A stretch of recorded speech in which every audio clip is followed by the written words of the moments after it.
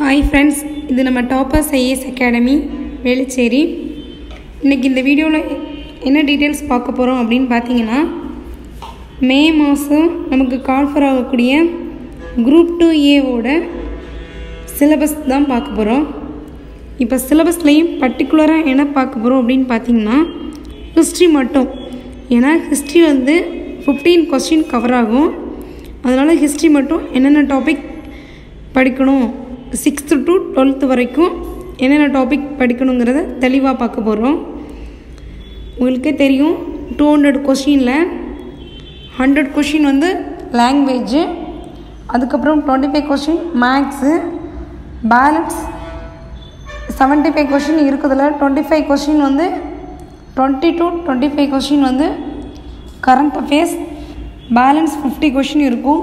அந்த 50 கொஸ்டினில் 15 எங்கெல்லாம் கொஷின் மேஜராக கவர் ஆகும்னா, நமக்கு ஹிஸ்ட்ரியில் மட்டுமே 15 கொஷின், டோட்டலாக 40 கொஷின் வரும். 40 கொஷின் வரும்போது ஹிஸ்ட்ரி வரும், பாலிட்டி ஒரு 9 to 10 கொஷின் வரும், அப்புறம் ஜாக்ரஃபி இருக்குது, அப்புறம் எக்கனாமி இருக்குது. இது எல்லாமே சேர்த்து டோட்டலாக ஒரு 35 to 40 கொஷின் வரும். இப்போ ஹிஸ்ட்ரி மட்டுமே பார்த்திங்கன்னா உங்களுக்கு ஒரு 15 கொஷின் கவர் ஆகுது.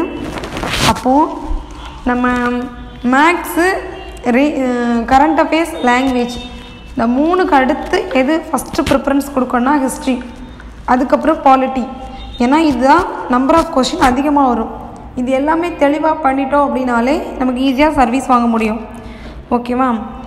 இப்போ அதனால் ஹிஸ்ட்ரியில் 15 கொஷின் நம்ம கரெக்டாக பண்ணுறதுக்கு என்ன ரெஃபர் பண்ணணுங்கிறத மட்டும் பாருங்கள். ஃபஸ்ட்டு 6th ஸ்டாண்டர்டில் எல்லா லெசனுமே படிக்கணும்.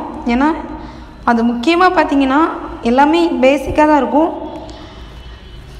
நமக்கு குரூப் 2A சிலபஸ்ன்னு கவர் ஆகுச்சுன்னா சிந்து சமவெளி நாகரிகமும் மௌரியருக்கு பின் இந்தியா, இந்த 2 படமும் ரொம்ப தெளிவாக படிக்கணும்.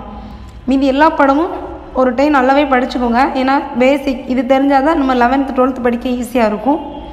ஆனால் ரொம்ப இம்பார்ட்டன்ட் சிந்து சமவெளி நாகரிகமும் மௌரியருக்கு பின் இந்தியா, இந்த லெசன் 2 லெசன் ரொம்ப இம்பார்ட்டன்ட். அதுக்கப்புறம் 7th ஸ்டாண்டர்ட் அப்படின்னு பார்த்தீங்கன்னா, உங்களுக்கு 7th ஸ்டாண்டர்ட்னு வரும்போது ஃபஸ்ட்டு டேர்மில் என்னெல்லாம் படிக்கணும் அப்படின்னு பார்த்தீங்கன்னா, தென்னிந்திய அரசுகள் இருக்குது. அது குரூப் 2Aக்கும் உண்டு, குரூப் 4க்கும் உண்டு. ஸோ அது அந்த டாபிக் கம்பல்சரி படிக்கணும். அதுக்கப்புறம் செகண்ட் டேர்மில் என்னென்னு பார்த்தீங்கன்னா, டெல்லி சுல்தான்கள் படித்தா போதுமானது. தேர்டு டேர்மில் பார்த்தீங்கன்னா விஜயநகர மற்றும் பாமினி அரசுகள், பக்தி சூபி இயக்கம், இந்த 2 லெசன்லேருந்து மாற்றி இதில் விஜயநகர பாமினி அரசு அப்படி இல்லாட்ட பக்தி சூபி இயக்கம், இந்த 2 லெசன்லேருந்து ஒரு கொஷின் ரிப்பீட்டடாக வந்துக்கிட்டே இருக்குது. ஸோ இந்த 7th ஸ்டாண்டர்டை பொறுத்தளவில் இந்த லெவலில் படித்தா ஓகே. நீங்கள் அதில் 7th ஸ்டாண்டர்டை பொறுத்தளவில் ஃபஸ்ட்டு டேர்மில் முதல் 2 பாடம் ராஷ்டிரகூடர்கள், அப்புறம் இன்னொரு செகண்ட் லெசன் ஒன்று ரொம்ப டஃப்பாக இருக்க மாதிரி இருக்கும். ஃபஸ்ட்டே அதை படித்து ரொம்ப கன்ஃபியூஸ் ஆகாதீங்க. தெளிவாக தென்னிந்திய அரசுகள் கன்ஃபார்மாக 1 மார்க்கு, அதை முடிச்சுட்டு அடுத்து படித்தா போதும். நம்ம கன்ஃபார்மாக இருக்கக்கூடிய ஏரியாவை எல்லாத்தையும் உறுதிப்படுத்தி வச்சதுக்கு அப்புறம் தான் பேலன்ஸ் இருக்க ஏரியாவை நம்ம டச் பண்ணணும். ஓகே. தேர்டு அடுத்து பார்த்தீங்கன்னா, தேர்டுனா 8th ஸ்டாண்டர்ட்.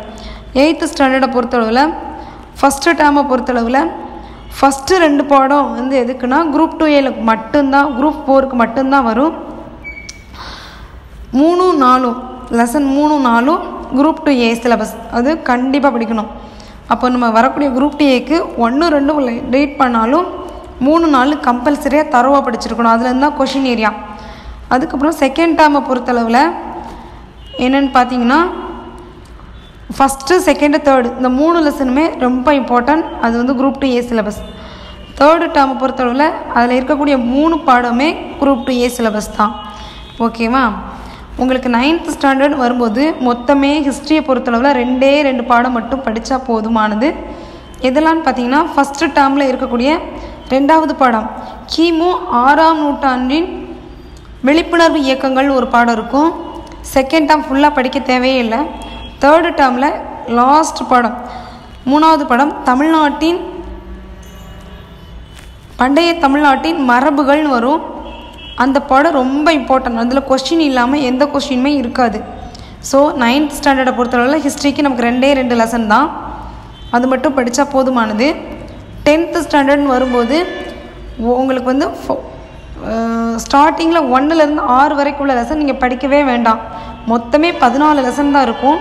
அதில் 1 to 6 படிக்க வேண்டாம், 8வது பாடம் படிக்க வேண்டாம். உங்களுக்கு 7, 9, 10, 11, 12, 13, 14 இந்த 7 பாடங்கள் மட்டுமே படித்தா போதும்.